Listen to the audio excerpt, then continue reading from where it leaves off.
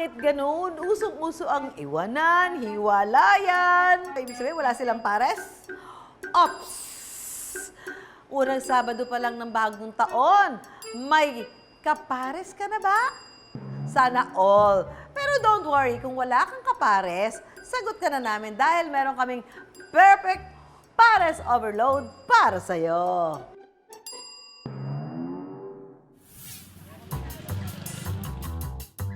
Bone marrow, chicharong bulaklak, utak, mata, taba, tuwalya, karne ng baka at chicharong baboy. Paano kung pinagsama-sama ang mga putok-batok na ito sa pares na wala raw talagang kapares? Mapapahawa ka raw sa batok sa sarap ng all-in pares na ito. Ang may pakulo ng Death Row Pares Overload na ito, ang 26 years old na negosyanteng si Daryl. Nag-start po kami 2020 August. So yung pares po namin is common pares lang po talaga.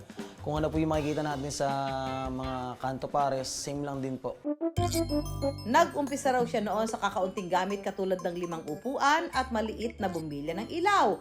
At dahil papausbong pa lang ang mga negosyo, may natatanggap daw na reklamo si Daryl. Hindi namin alam kung paano namin i-accommodate lahat. So ginawa namin, naglagay kami ng mga lamesa, nakiusap kami sa barangay na hindi po natin masisisi yung mga customer namin. Minsan lumalampas sila, katwiran nila, madami daw, walang pwesto, walang ganito. Sa edad po namin, wala pa po kami ganung kalaking pera para magano. So ginawa po namin, pinapalago lang po namin kung ano yung perang meron kami. Pero ang baguhang parisan, pinataob ng pandemya at pansamantalang nagsara dahil sa mga ipinatupad na lockdown noon. 2021, nag-start po kami mag-online selling ng mga pares. So, nag-isip po kami ng kung paano papatok yung business namin online. Habang tumatagal po, nag-isip po kami ng mga kakaiba sa product namin. So, nag-add kami ng tuwalya, bulaklak. So, pinagsama-sama namin lahat ng putok-batok. At sa muling pagbubukas ng business ni Daryl, upgraded at mas lumawak na rin ang kanyang kainan. Nagdagdag po kami ng mga ilaw. So, nag-expand na rin po kami ng kapraso. Nagpagawa kami ng mahabang lamesa. Doon, nag-start na medyo na marami na nakakain.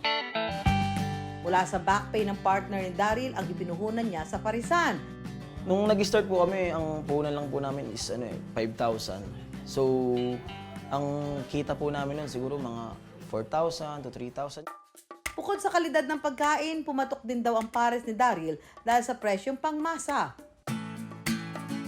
Dati rin po akong public servant as a SK chairman, so hindi na bago sa akin yung pangmasa talaga. So para kahit ultimo estudyante, lahat makakakain. Saka kahit pangmasa po yung presyo natin, yung quality po natin nandun pa rin, saka yung consistency ng product namin. At ngayong namumuhunan na sila ng mas malaki, pumapalo na mula 40 hanggang 60,000 pesos ang kinikita ni Daryl buwan-buwan. Mas lumaki yung puhunan namin, mas lumaki rin na expenses namin. Naibebenta ni Daryl ang kanyang bestsellers pares overload ng 125 pesos.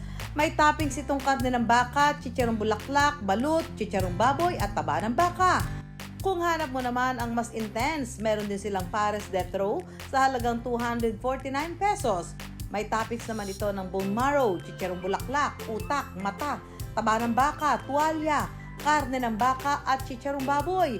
Meron ding pares regular o plain pares na may kasamang kanin na mabibili sa halagang 50 pesos ang bawat serving. Nasa 75 hanggang 115 pesos naman ang bentahan ni Daryl ng kanyang pares balut, pares tuwalya, pares bulaklak, pares mata, pares utak at pares bone marrow. At bukod sa iba't ibang paandar na pares, meron pa siyang pakulong anli sabaw at anli taba ng baka. Usually po yung dagsa ng customer namin dito, halos everyday naman po. Nag-start po siya ng 5 PM hanggang 9, yun. Non-stop na po yun talaga. Bukod sa kainan ni Daryl, naisipan na rin niya magpagawa ng 2 pang cart para mas marami siyang maserbisyuhan. Halos kami lang po yung nagtutulungan. Yung staff namin, yung partner ko. Sa mga customer namin, sir, araw-araw namin silang tinatanong kung kamusta po yung lasa. Ang successful na ng negosyo mo, Daryl, ha? Sintensyahan hatulan na nga natin ang pares overload mo. So, yung pinaka nagustuhan ko kasi talaga dito yung chicharon niya. Medyo crunchy siya. Tapos yung sabaw, parang nagaan siya kasi sa malutong. Tapos medyo lasang-lasa talaga yung baka. Nakita ko tong pares ni Chairman sa Facebook, yung food vlogger. And naisip ko kanina, palusong ako galing Tagaytay. Malapit lang naman o dito. Aba, mukhang talagang masarap ha? Ano bang sikreto mo, Daryl? 3 to 4 hours kami nagpapakulo. Sinasabay na namin lahat ng mga sangkap namin, kagaya ng mga baka, taba, tuwalya, bone marrow, para makuha namin yung consistency ng luto namin, para balik-balik kami ng mga customers. Dapat halos araw-araw ganun yung process. Ito ho yung Pares Overload ni Daryl mula ho sa GMA Cavite. Sarap. Sarap. Lasa. Lalo yung chicharon niya, crispy. Tapos yung fried rice niya, masarap din. Lahat masarap. Lahat masarap.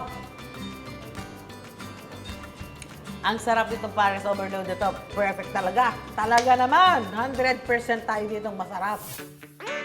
Maliban sa tulong ng ilang food vlogger at content creator, aktibo rin daw si Daryl online kung saan niya pinopromote ang negosyo. Post lang po kami ng post ng walang hanggang post po ng mga product namin hanggang sa parang makikita ng mga friend namin. Ultimo sa page namin, sa personal account ko. Sobrang dami nag-share, sobrang dami nagko-comment. So, doon pa lang po sa kumakalat na po sa buong area namin yung post na yun. At dahil unti-unti nang nakikilala ang paresan ni Daryl, naisipan na niyang pasukin ng franchising. Nagka-franchise kami Dasma. So, nagtuloy-tuloy siya, maganda yung flow niya. After 2 months, nagkaroon naman po kami sa Marikina. After 3 months, magkaroon naman po kami ng client na taga Santa Rosa. 99,000 po yung benta namin ng franchise with inclusion po. So, nandun na po yung pre-training, contract, tapos yung mga basic needs sa mga parisan, kaldero, heavy duty kalan, ganun po, mga tarpaulin. Tapos, kami rin po yung nagsusupply ng raw materials. Kaya yung consistency ng product is nandun po talaga. Hindi po namin napapabayaan. Dahil sa pagsusumikap ni Daryl, nakapundar na siya ng sasakyan, motor at nakapagpaayos ng bahay. Nakakabili na rin siya ng mga pangangailangan niya at mas natutulungan ang kanyang pamilya. Kaya payo ni Daryl sa mga katulad niyang patuloy na nangangarap. Kailangan lang natin ng lakas ng loob eh.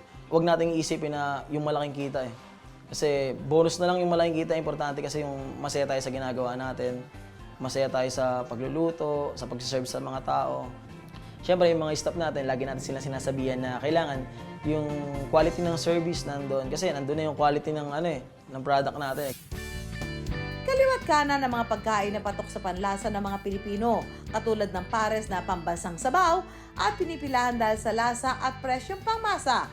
Pero dapat may kakaibang pakulo para mas tangkilikin ito ng mga parokyano.